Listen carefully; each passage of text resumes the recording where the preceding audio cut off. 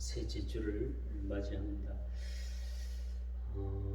벌써 이제 저 남쪽에서는 장마 전선이 구축이 돼서 올 장마가 한 20일쯤 시작이 된다는 이야기가 있습니다.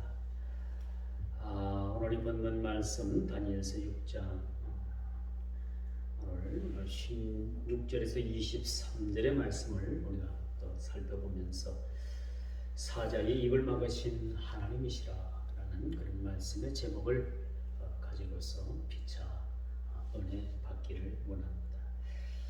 여러분, 그런 말이 있죠. 끝날 때까지 끝난 것이 아니다. 그렇죠? 우리 모든 인생사나 우리 모든 삶의 과정이 그런 것 같아요. 모든 것이 시작이 있으면 분명히 끝이 있습니다만은 끝날 때까지 끝난 것이 아닌 것이 우리 인생이죠. 그래서 참 이 말씀을 비추어서 우리가 생각하면 참 우리가 인생을 어떻게 살아갈 것인가, 우리에게 주어진 인생을 어떻게 최선을 다해서 우리가 하나님 보시기에 아름다운 그런 삶을 살아갈 것인가. 그렇죠? 인생을 성공하는 것보다도 여러분, 인생을 성공했다라는 그러한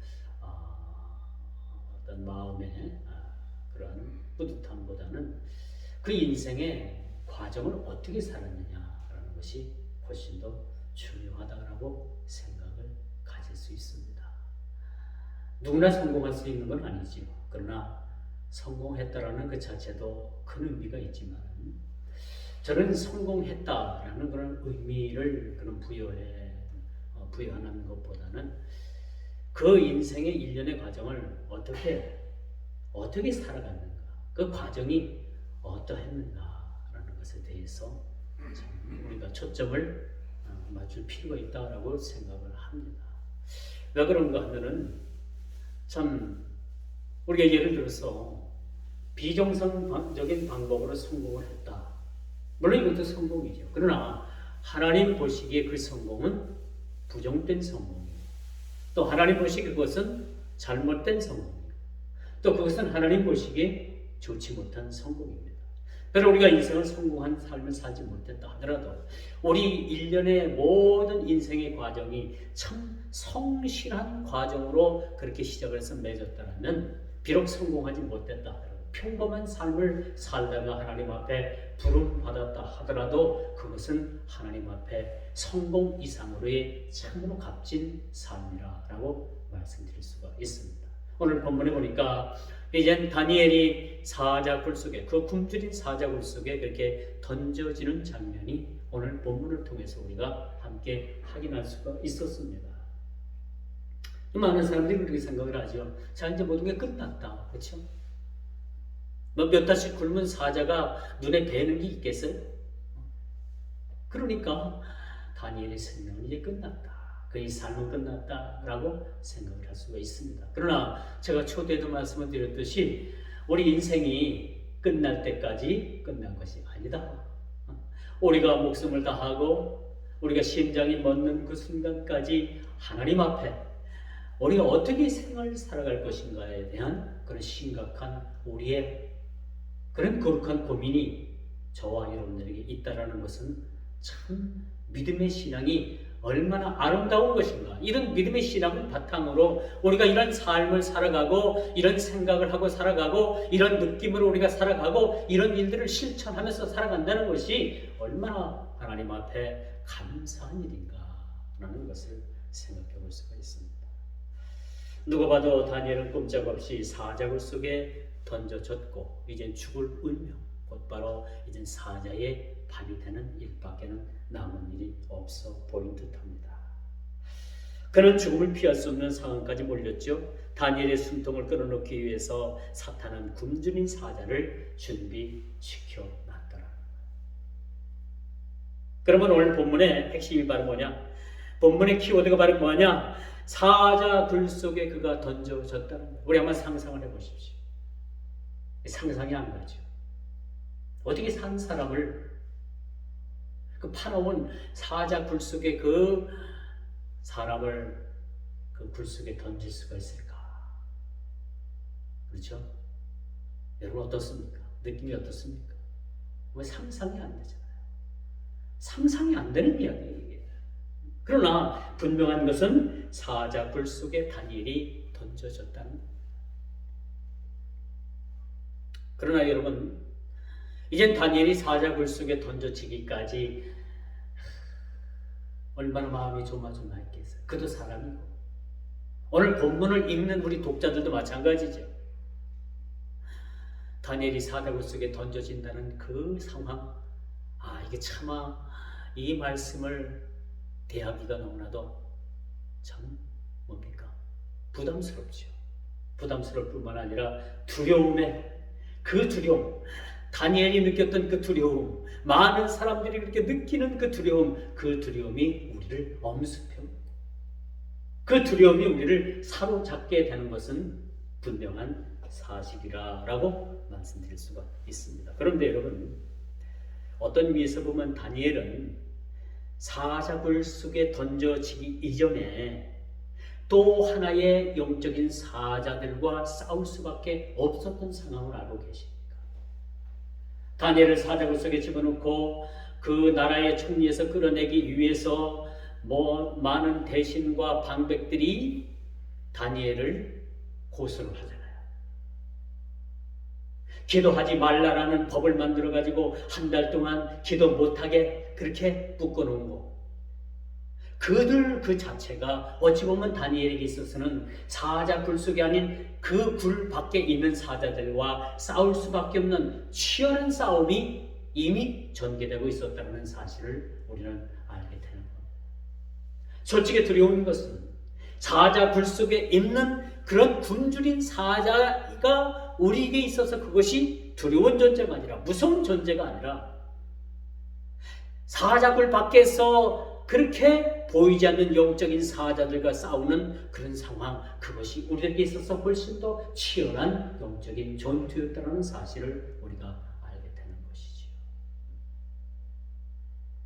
그래서 다니엘은 영적인 사자들, 안 보이는 사자들과 먼저 싸워야 했다는 사실을 우리는 본문을 통해서 충분히 이 사실에 대해서 짐작해 할 수가 있는 겁니다. 사자굴 속에 있는 사자가 두려운 것이 아니라 사자굴 밖에 있는 많은 영적인 사자, 기도하게 하지 못하는 그런 영적인 일들, 많은 그런 사탄의 계략들, 왕의 마음을 움직여서 그렇게 법을 만들어가지고 다니엘이 기도하지 못하게 만들었던 그런 영적인 사자들이 훨씬 더 무서운 맹수적 존재였다는 사실들을 우리가 알게 되는 것이죠. 그러므로 사자굴에 있는 사자의 울부짖는 소리보다 그의 영혼을 삼키려는 짐승들이 더 무서운 존재들이라는, 더 무서운 맹수였다는 사실 우리는 기억을 해야 돼요. 제가 다니엘서를 시작을 하면서 왕의 진미와 포도주를 그렇게 먹고 마시는 길이 뭐 그렇게 대다수냐, 그렇죠? 뭐 그렇게 먹는 일 가지고 그렇게 그들이 다니엘과 세 친구들이 목숨을 걸 수가 있었을까, 그렇게 생각할 줄 모르는데, 여러분, 왕의 진미를 먹고 포도주 잔을 따라서 포도주 잔이 쨍그랑하고 부딪히는 그 소리는 무슨 소리였어요? 사자의 포효 소리보다도 더 그것이 큰 무서움으로, 두려움으로 그들이 느꼈다는 사실을 우리는 알게 되는 것입니다. 오늘 본문도 마찬가지.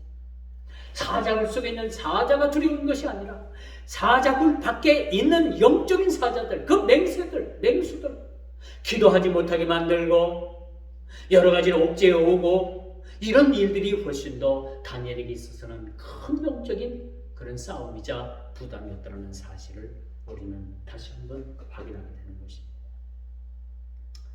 오늘 본문에 보니까 왕은 다니엘의 죽음을 막아보려고 애를 썼지만 허상이었습니다. 이처럼 사탄의 계략은 인간의 노력을 훨씬 더 뛰어넘는 아주 그러한 강력한 힘을 가지고 있다는 사실도 우리는 기억을 해야 합니다.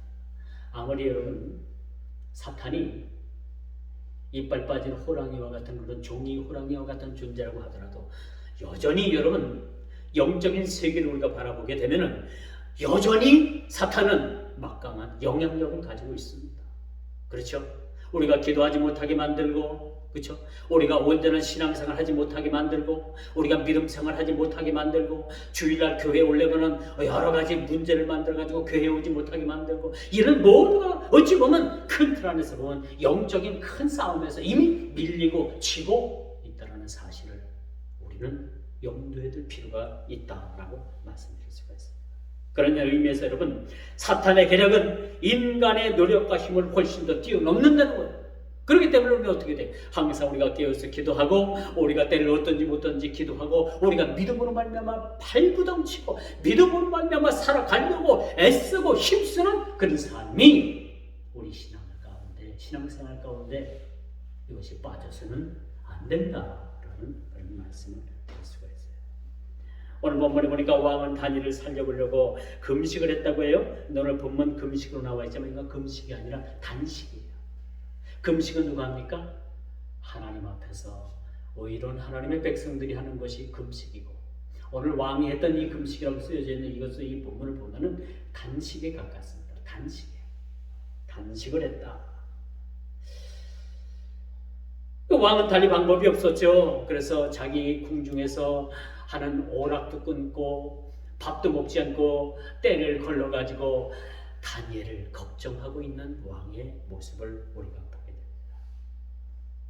만약 여러분 왕의 그 금령에 다니엘이 순종했다면 어떤 일이 일어났을까요?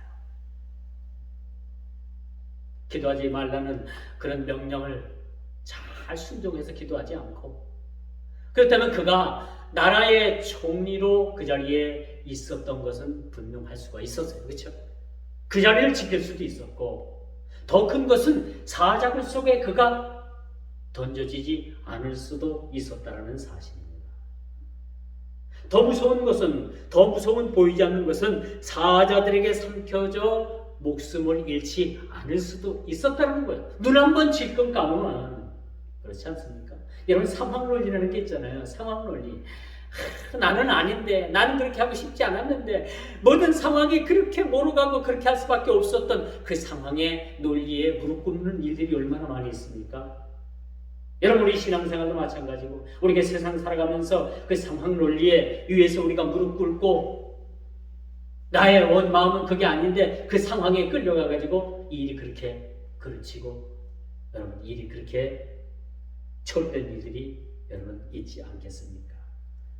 만일 예를 들어서 여러분 다니엘이 눈 한번 질끈 감고 이 기도하지 않고 왕의 명령을 지켰더라면 그가 자기 자리도 지킬 수 있었을 것이고 사자굴 속에 들어가지 않을 수도 있었다는 거예요.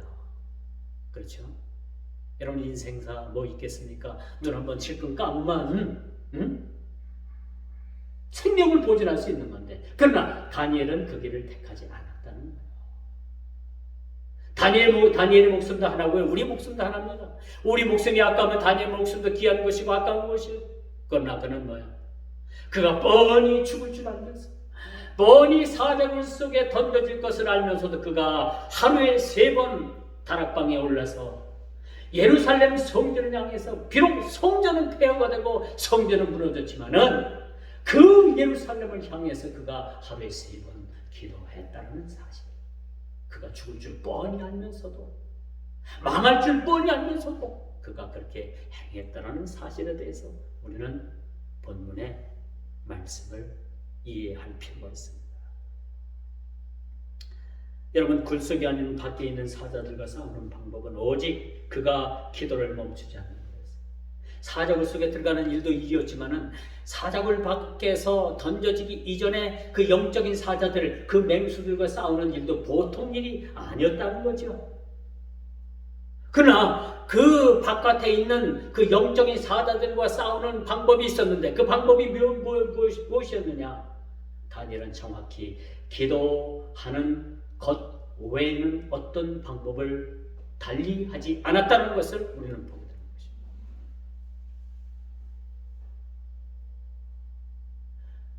그 사자굴 밖에서 영적인 사자들과 그 맹수들과 싸우는 방법을 다니엘은 너무나도 잘 알고 있었어요. 그 한 가지 방법이 무엇이었냐? 기도를 멈추지 않고 누가 보던 아니 보던 하루에 3번씩 기도하니까 그 많은 방백들과 대신들과 많은 사람들 눈에 얼마나 많이 띄었겠어요. 그럼에도 불구하고 그는 기도를 멈추지 않았다는 겁니다. 왜 그랬을까요? 영적인 싸움이었던 겁니다. 사자굴 속에 있는 사자, 그 맹수, 그 굶주린 사자보다도 더 두려운 존재가 그 굴 밖에 있는 영적인 그 사자들이 더 무서웠던 존재임을 알게 되었고, 이 영적인 사자들과 싸우는 방법은 오로지 기도 외에는 없었다는 것을 다니엘은 너무나도 잘 알고 있었던 것이지. 그러므로 여러분, 그 무리들은 그 바깥에 있던 굴 바깥에 있던 맹수들은 하나님의 자녀들이 가장 나약한 모습으로 기도하는 것을 가장 무서워했다. 여러분, 무엇이 두렵습니까? 무엇이 무섭습니까? 사자, 그 굴 속에 있는 사자, 그 맹수가 두렵고 무섭습니까? 뭐가 무섭습니까? 뭐가 무섭다고 생각을 합니까? 기도하지 않는 것이 가장 무서운. 사자굴 속에 있는 사자가 두렵고 무서운 것이 아니라 내 자신이 기도하지 않는 그 자체가 가장 두렵고 무서운 사실이라는 사실을 다니엘은 너무나도 잘 알고 있었던 것입니다. 여러분, 교회의 미래가 어디에 달려있는지 압니까? 기도에 달려있는 기도. 교회의 미래가 기도에 달려있다는 사실을 알고 계십니까? 따라서 사탄은 기도하는 뭘 무서워합니까? 사탄이 가장 무서워하는 거는요, 기도하는 두 손을 가장 무서워합니다.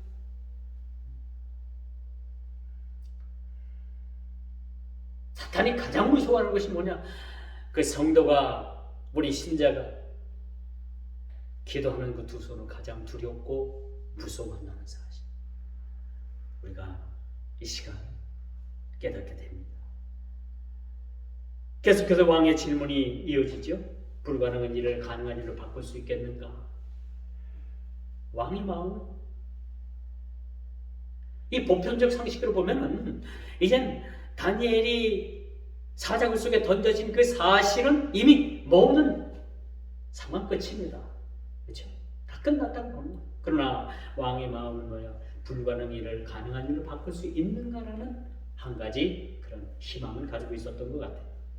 진정으로 굶주린 사자의 입에서 다니엘을 구할 수 있는가? 전혀 불가능한 일이지만은 그래도 다니엘은 날이 새자, 날이 밝자마자 사자굴 앞으로 다 뛰어갑니다.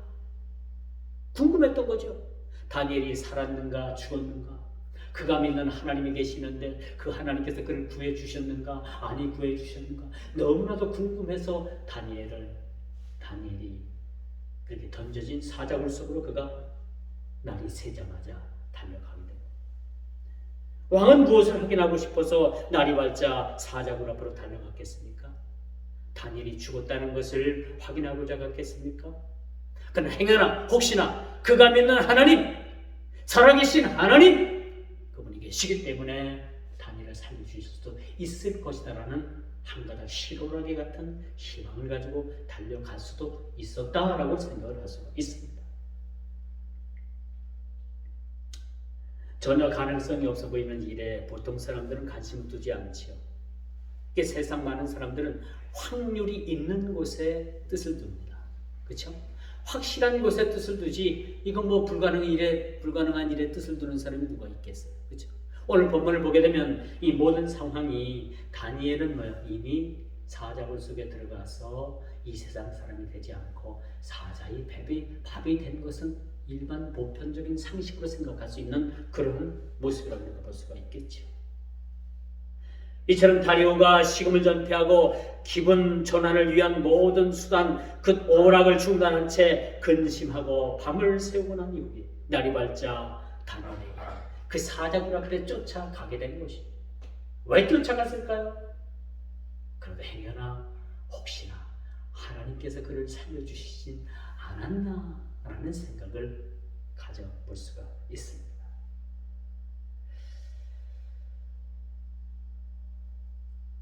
어찌 보면 다리오 왕의 양심의 가책과 인간적 고뇌가 오늘 본문을 통해서 그렇게 엿보여지기도 합니다. 어찌 보면 다니엘은 참 다리오 왕 앞에 충성된 그런 신하가 아닙니까? 이런 신하를 잃는다는 것은 왕으로서도 굉장한 손해였던 거예요. 비록 이방 적국의 나라였지만은 다니엘처럼 이렇게 정치적으로나 모든 것들에 있어서 처리함에 있어서 완벽한 것을 다니엘과 같은 인물을 찾아보기 힘든 것이라고 보겠죠. 왜? 다니엘은 예수 그리스도의 모형입니다. 다니엘이라는 인물이 바로 그런 거죠.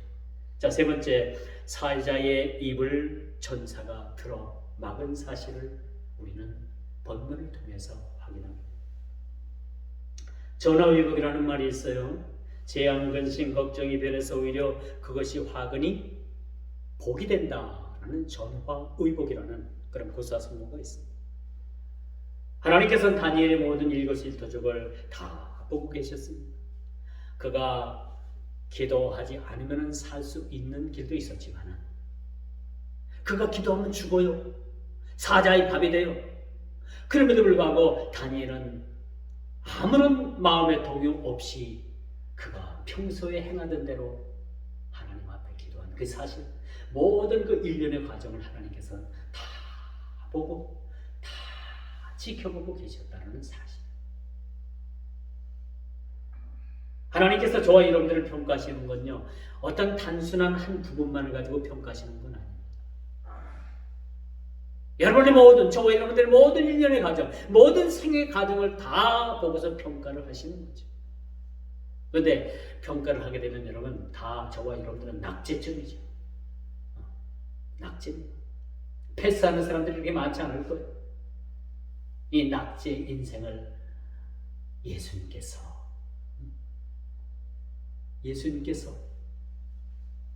그 낙제 같은 낙제의 인생을 우리를 새롭게 하시고, 낙제인 인생을 낙제라고 하지 아니하고 패스 그런 인생으로 바꿔주신다는 사실. 참 중요한 사실이, 제가 반복된 말씀 같지만은 다니엘은 뻔히 죽을 줄 알면서도 예루살렘을 향해서 그가 기도를 멈추지 않았다. 그의 행동은 목숨을 내놓는 도박이었습니다. 어찌 보면 도박이죠, 그렇죠? 도박 아닙니까? 죽으면 죽으리라 하는 에스더와 같은 심정이었을 겁니다. 그러므로 여러분, 우리 기독교 교회는 순교자의 피를 마시면서 성장합니다. 다니엘이 이렇게 하나님 앞에 죽을 줄 알면서 기도했다라는 것은 이미 순교자의 반열 안에 그가 들어섰다는 거예요. 여러분, 이 순교라는 것이 꼭 목숨을 내버려야지만이 순교라고 말하지 않습니다. 살아있는 산순교도 순교입니다. 어찌 보면 살아서 순교하는 것이 더 어려울 수도 있습니다. 여러분, 2000년 무거운 역사의 우리 기독교 교회는요, 이렇게 순교자의 피를 마시면서 교회가 성장을 했다는 거예요. 여러분, 교회는요, 순교자의 피가 흘려지지 않으면 절대 교회는 성장하지 않습니다. 교회는 순교자의 피를 마시면서 성장하는 것이 교회예요. 그렇기 때문에 저와 여러분들이 아낌없이 한 주저함 없이 우리가 주를 위해서 헌신할 수 있고, 주를 위해서 우리가 포기할 수 있고, 주를 위해서 우리가 순교할 수가 있다는 사실입니다. 이것이 기독교 2000년 역사에 지금까지 흘러내려오는 교회의 역사입니다.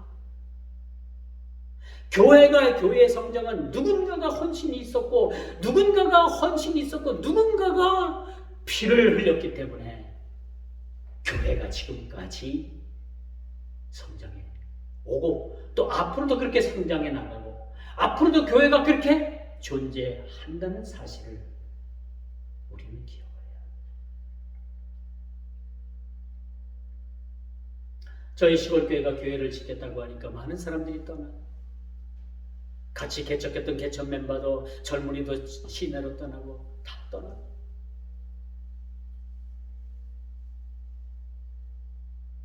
그렇게 하나님께서 떠나게 하신 후에는 딱 한 사람을 통해서 한 가정을 통해서 교회를 짓게 하셨다. 하나님께서 교회를 짓는데 많은 사람들이 필요했지 않았던 거예요. 물론 많은 사람들이 다 벽돌 한 장이라도 같이 쌓는 심정으로 그렇게 동참하면 너무나도 좋은 일이지만은 하나님께서는 더러는 어떤 방법을 취하시느냐? 한 사람을 통해서, 한 가정을 통해서 그렇게 교회를 세우시는 경우도 있다는 사실. 여러분, 교회는 절대적인 헌신이 없으면 성장할 수가 없습니다. 유지 자체가 되지 않는다고 볼 수가 있겠지. 누군가 교회를 위해서 헌신하고 포기하고 가장 소중한 것을 포기하고 또 교회를 위해서 자기 자신이 순교적인 순교자가 되었을 때 그때 교회는 성장하는 겁니다. 누가 하겠지? 아이고 뭐 좀 돈 있는 그분이 좀 하겠지. 아무 내 옆에 하나님께서 하시는데 서로 미루다 보면 교회는 성장할 수가 없는 겁니다. 살고자 하면 죽습니다. 주를 위해서 죽고자 하면 주님께서 삶을 주십니다. 영생을 주십니다. 이게 기독교 진리입니다. 여러분 스스로가 살고자 하면 발버둥 친다고 해서 되는 일이 아니죠. 다 주님께 되어맞게 주께서 그때부터 이끌어 가시는 거예요.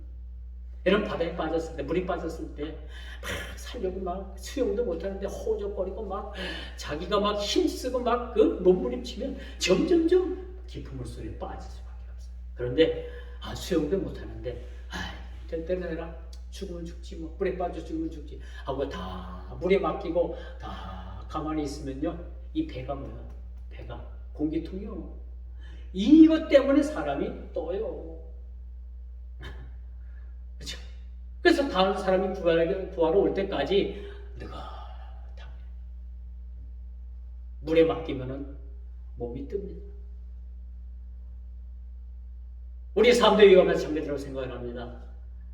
우리 스스로가 발버둥 치면 점점점 미국으로 빠져들어가고 그 깊은 늪으로 빠질 수밖에 없는데 다 주께 맡깁시다.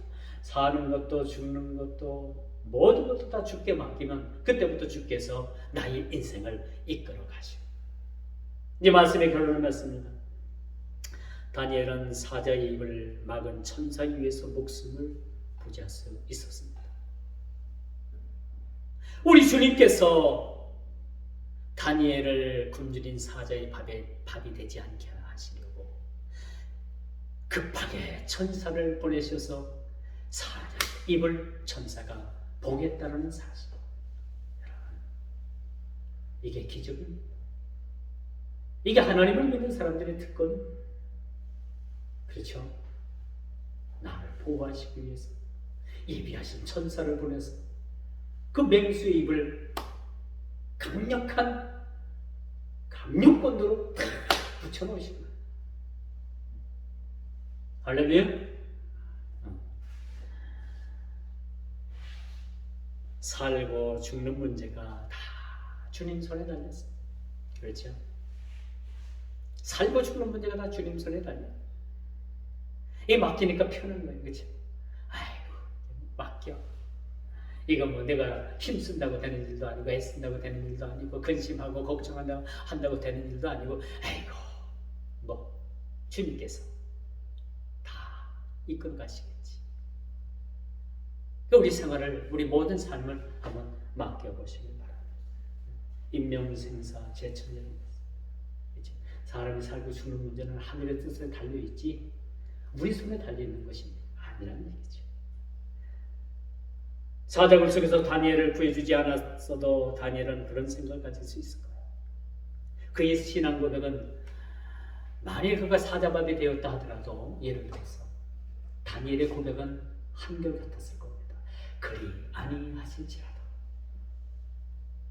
사자굴 속에 천사를 보내서 사자의 입을 강력본드로다가 딱 막지 않았다 하더라도, 내가 그 사자굴 속에 던져져서 내 생명이 다했다 하더라도, 내가 죽었다라는 상황이 이를지라도 그의 신앙 고백은 별 다른 것이 없었을 거예요. 그의 신앙 고백은 뭐예요? 주님께서 그리 아니하셨을지라도 나는 주님 앞에 감사하면서 순교할 수 있었습니다. 그런 고백이 여러분 얼마든지 충분히 가능한 사실이라는 것을 우리는 깨달아 알아야 되는 것이죠. 그리 아니하실지라도 주께서 사자의 입을 막지 않고 사자의 내 밥이, 사자가 나를 덮어서 내가 사자밥이 된다 할지라도, 사자밥이 되었을지라도 나는 그리 주님께서 내가 바라는 대로 되지 아니하셨을지라도 나는 주님 앞에 감사합니다. 감사합니다. 그런 고백. 그런 고백이 그에게는 충분히 있다고 봅니다. 사랑하는 성도 여러분, 인생 막장 위기에 처했다고 생각을 하십니까? 사방을 둘러봐도 어떤 탈출구도 없고 하늘도 보이지 않고 캄캄한 어둠 지름이라고 생각을 하고 계십니까? 그렇다면 다니엘처럼 주를 각오로 기도해 보시지 않겠습니까? 이게 답입니다. 이게 정답입니다. 다른 답은 없어요. 다른 대안은 없습니다.